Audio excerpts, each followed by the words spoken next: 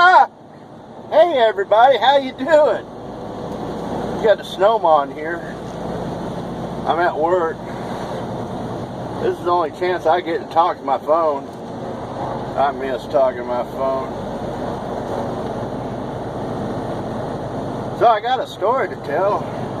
This is the only time I get to tell it when I'm at work, because I do two things in life. I sleep and I work. Okay, I use the bathroom and I eat. But not at the same time. I do those separate. In separate rooms too.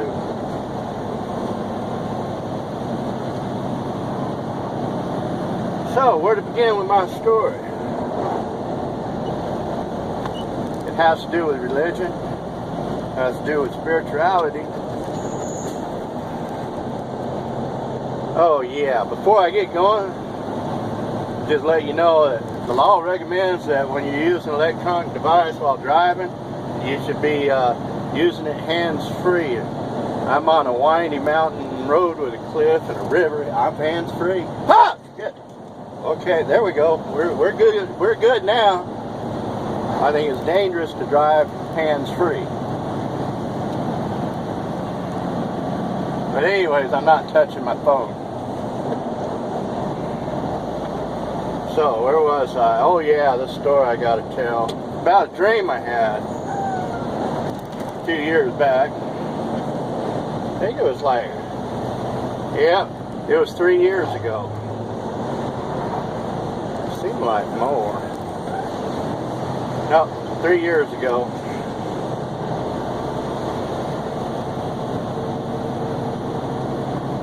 So, I had an ordinary day. Right now I can't remember what kind of day it was, whether it was a weekend or work day or what, but I know when I went to sleep I was tired. I felt pretty good. Had a good day as whatever I did, play or work. So I go to bed, everything's normal. But as soon as I go to sleep, all of a sudden I realize I'm face down in a mud puddle and all these people are walking around me. I was thinking, oh shit, somebody has done knocked my ass out and left me laying in a mud puddle. And then I was like, wait a second, I just laid down and go to sleep. So I start getting up out of the mud puddle. Somebody reaches down, helps me up, and they're laughing their ass off. Everybody around me just laughing. I'm all soaking wet. Then I realized, hey, it's cold out here, man. It's like 20 degrees. But I couldn't understand nobody. Everybody was speaking Russian. What the hell's going on? So I look around, is this a dream or what? So I walked over and I reached out and I touched this woman. She was kind of cute. I gotta admit, I was kind of looking for an excuse to reach out and touch her. But she proved beyond a doubt that that moment was real, because she hauled off and slapped the hell out of me. And I was like, oh yeah, it's real, because that hurt. It really did. I felt it. And I was feeling cold and smell. The mud puddle I was in wasn't the nicest smelling mud puddle either.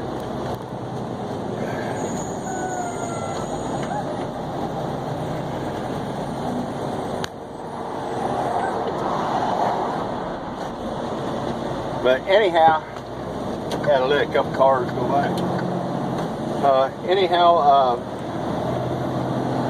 I started looking around, listening to what everybody was saying. Everybody speaking Russian, but occasionally I'd hear an English word. So I look around, and I focused my attention on that English word, whoever was speaking English. And I look over, I see the one that was speaking English. The little girl, about 5 foot, had dark hair, brunette, about, I'd say she was 105, 110 pounds.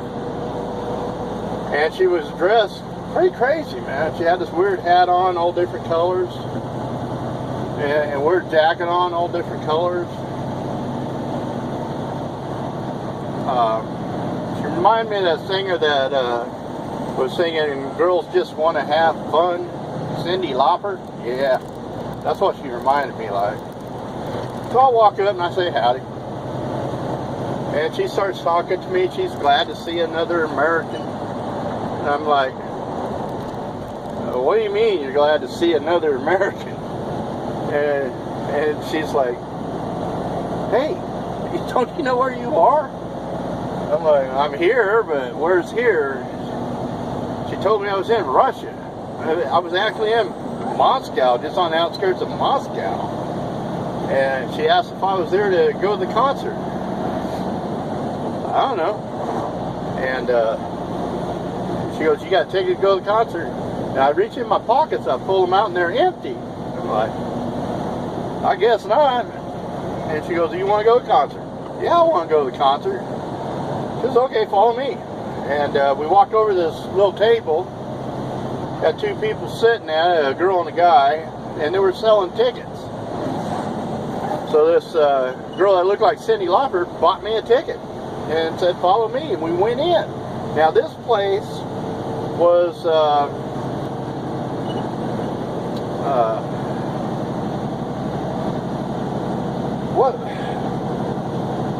those arenas that the Romans built, a Colosseum.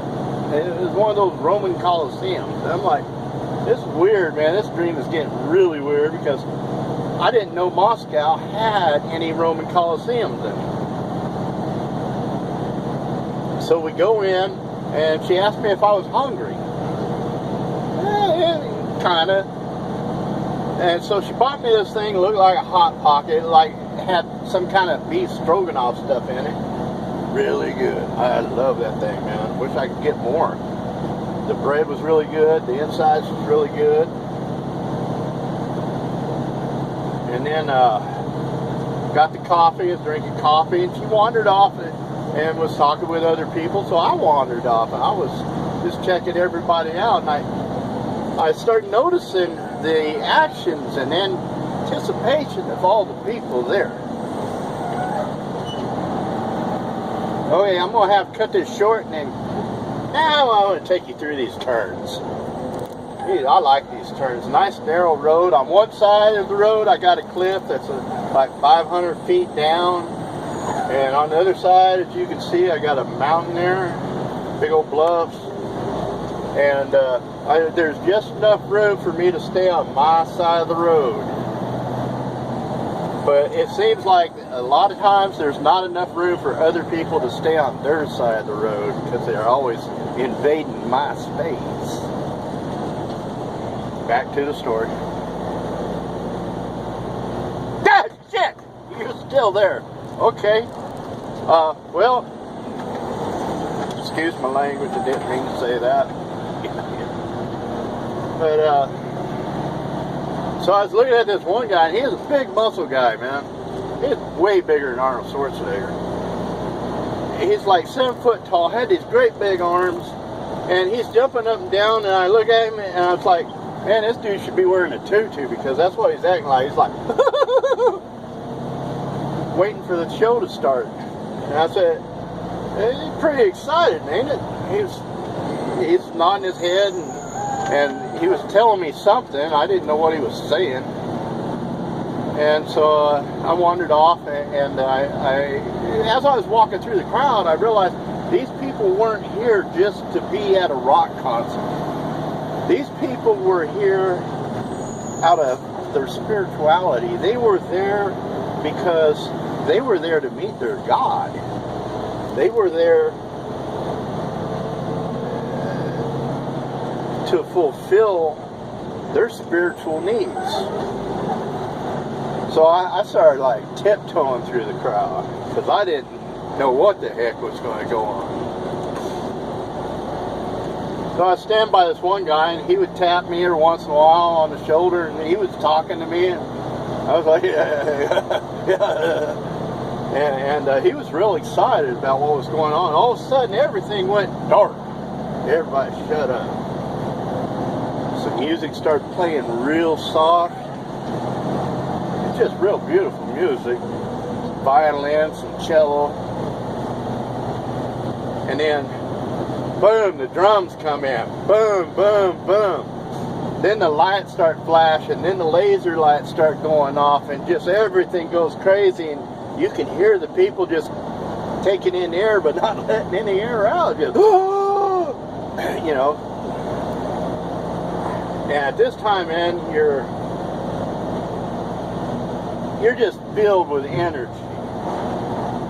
You're filled with so much energy you can't do nothing. It's hard to explain. You have so much energy you can't do anything, but that's the way it was. And then out of the center of the crowd was the stage. The stage is elevated, of course. Well, this column of smoke come up out the center of the stage and went up about 20 feet. And you had this nitrogen cloud coming down like a waterfall. And it hit the stage, and then it rolled off the stage and into the crowd. It was just beautiful.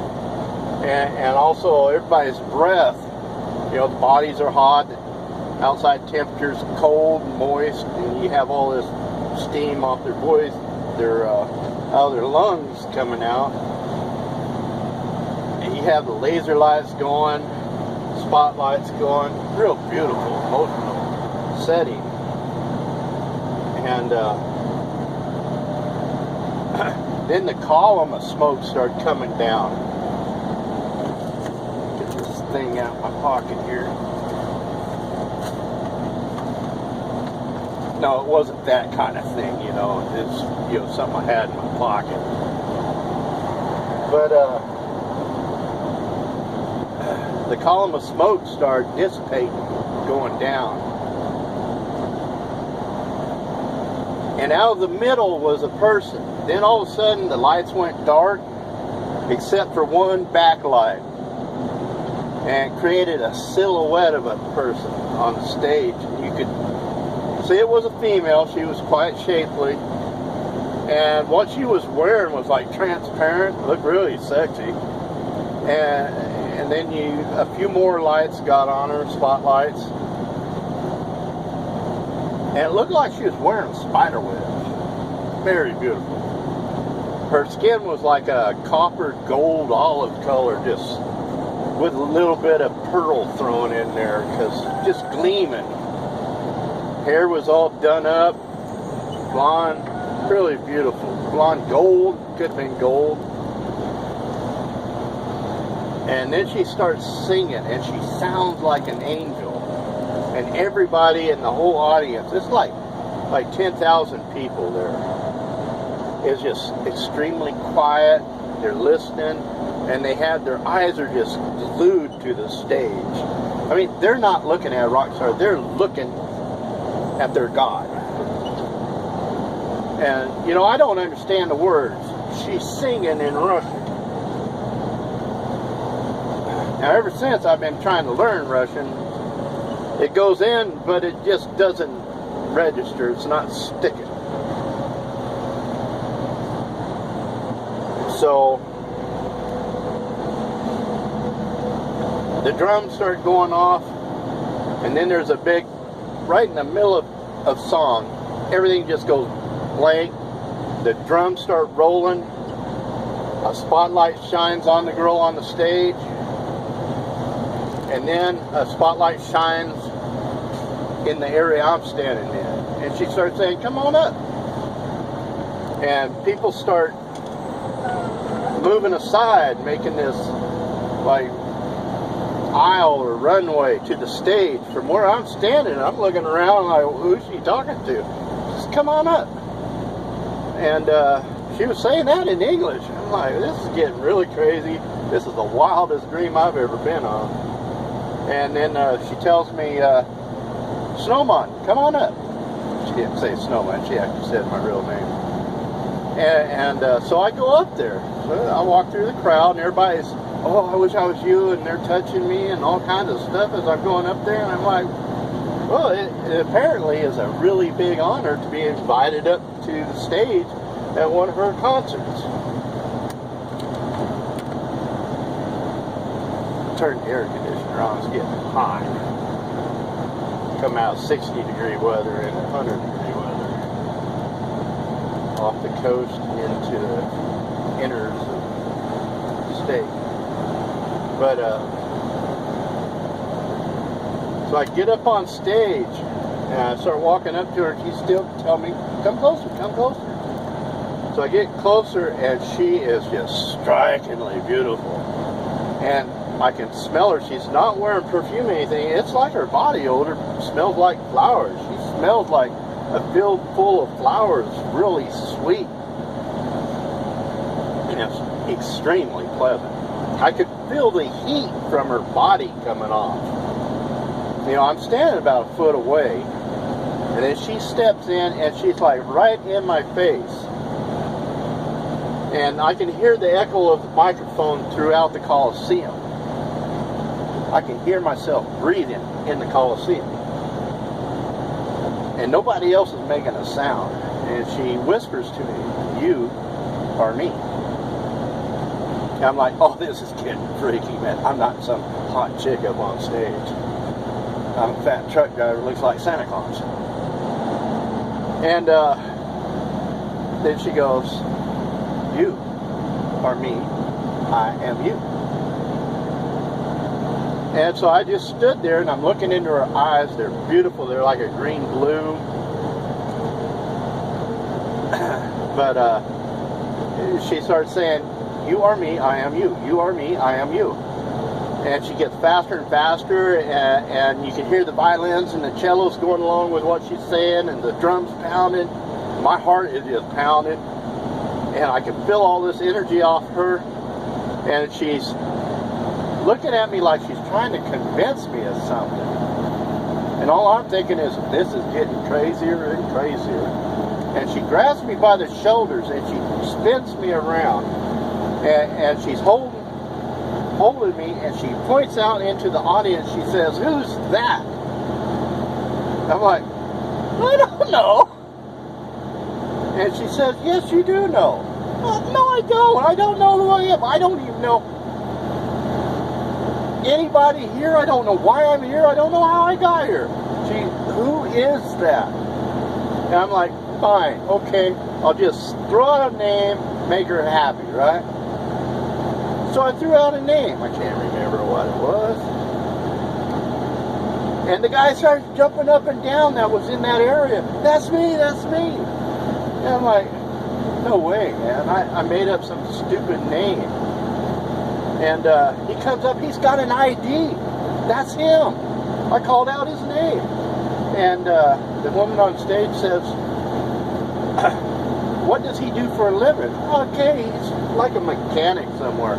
He turns out to be a technician for the military, working on big trucks or tanks or something. And she asked questions about his family, and I just made stuff up, and he's like, yeah, yeah. And then she turns me over to another part of the audience, and she goes, who's she? Well, I don't know. And again, I make up a name. And she has an ID that says the name I made up. And then she tells me, you have created everybody in the audience, everybody here. You've created me. You've created yourself. You've created the stage. You've created the Coliseum. From the very beginning, you've created it all. It's all you. And I'm like, and everybody's looking at me. They're not really breathing. They're just totally engrossed in what's going on stage. And I'm going, okay, this is too much for me. I'm going to go back in and just watch. I'm enjoying the show. I love all you people. But I'm just going to go back in the audience there and just enjoy myself. You can bring somebody else up on stage and do the you or me, I am you thing, and maybe I'll learn something from watching. So, gotta turn the jig back on. So I go back down. As I'm going in the audience, people are out, reaching out and touching me. It's him, it's him. I have no idea what they're talking about. And as I'm going through the audience, they're just going crazy, and she starts singing this really beautiful song. And I'm just like melting away. I look back, and she looks like an angel. She looks like a goddess.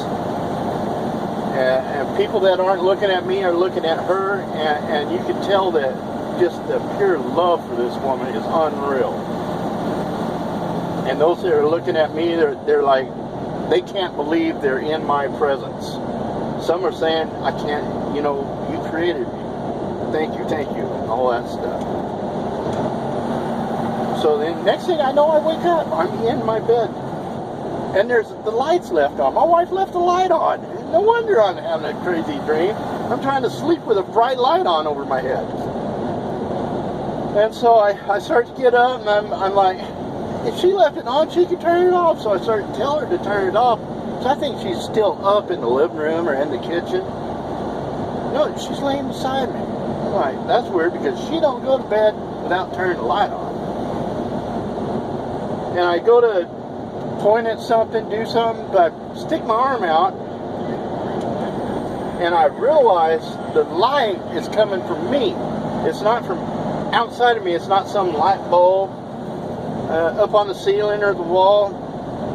It's me. And then I look around the room and things don't look quite normal. And I'm like, what? There's something weird. I don't see anything out of place, but something's weird. And then it dawned on me, oh, yeah, I know what's weird. Nothing has a shadow, because I am the light. The light is projecting from me onto everything. And once I realized this, then it was all kind of felt normal. But the light was coming from me. So I felt better than I had ever felt in my life. More comfortable, more at peace, more in touch with the universe.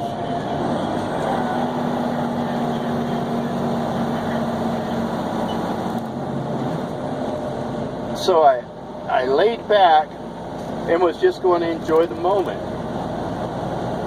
And my wife, she kind of rustled around, bumped me, and said, told me to turn out the light. And she rolled over, mumbling. Then I was just about ready to drift off back to sleep, and all of a sudden, boom, there was this woman from the stage right in front of me. She's floating over me on my bed. And she gets down right into my face. Oh, she's so beautiful. I'm like, oh, my wife wakes up and sees her. I'm in trouble.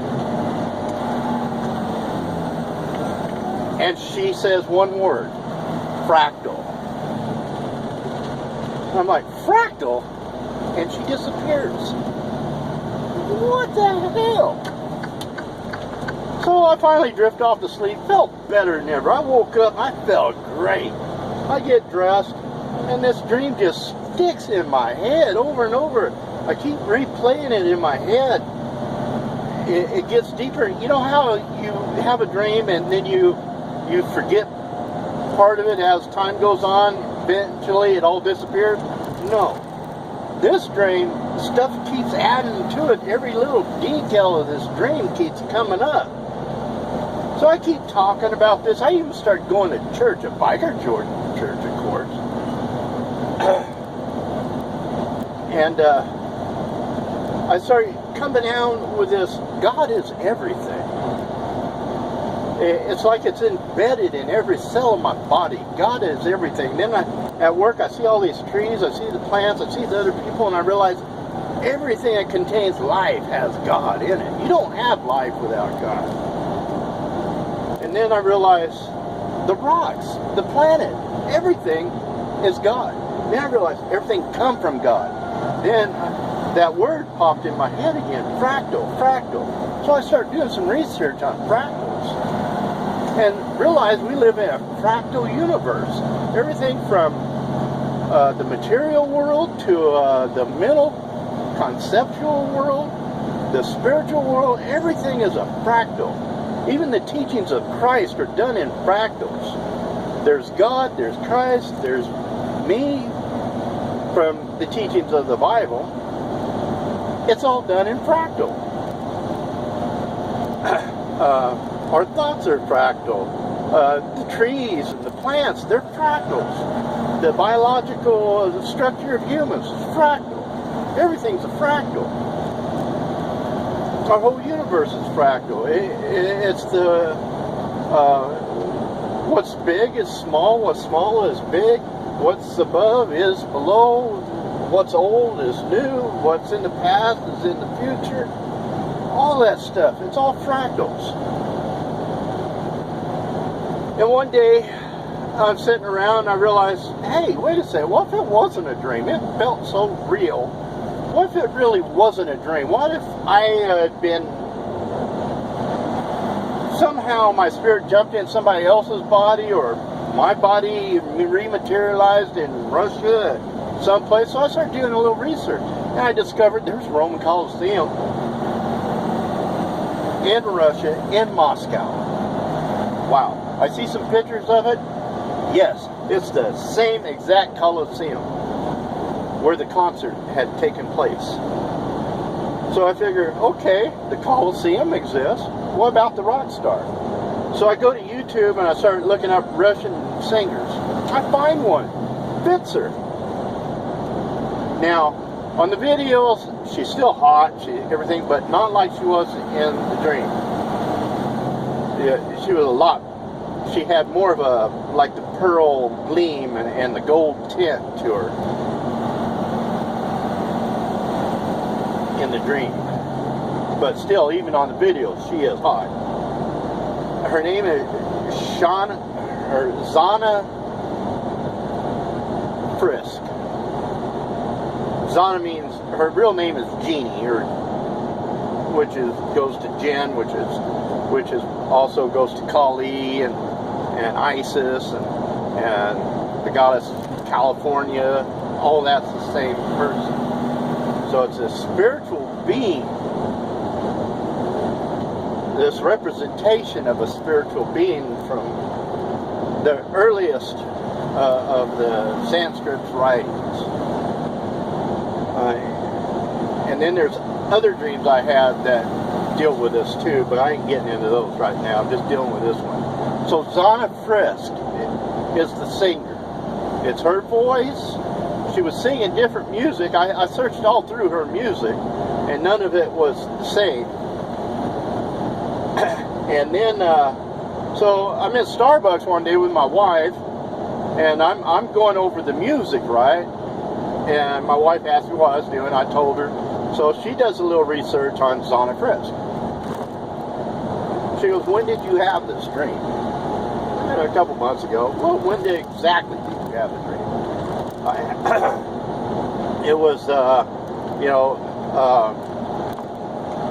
June 15th. Okay. You're kidding. No, I'm not kidding. June 15th.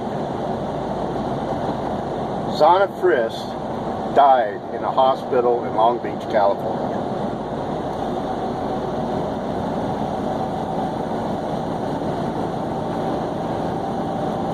And I think it was pretty odd that I had her in my dream and she died that same night. It still cracks me up. It's very emotional.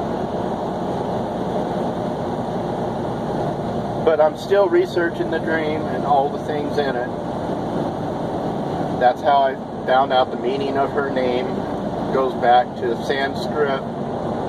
She is Kali, she is Isis, she is Diane.